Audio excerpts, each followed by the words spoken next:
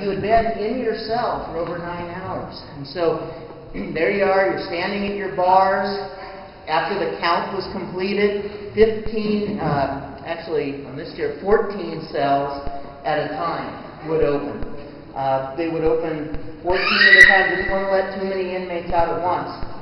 But when your tier opened, after the count was completed, the inmates would walk out of their cells, down the stairs here, and into the mess hall over there.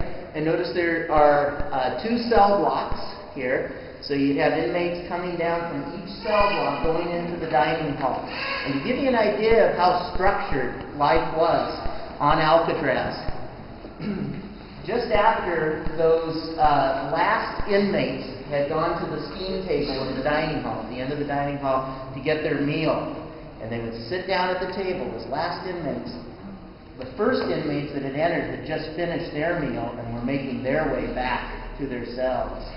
Like clockwork. Each inmate had about 20 minutes to complete their meal. They'd go back into their house and make all of these cells their house, and the doors would close for another count. And we hear this sound.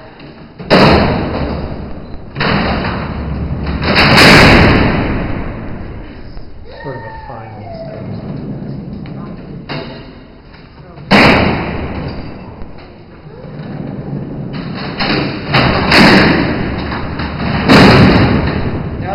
Sunday, the doors would open again in the morning, and the inmates that were going to attend church services would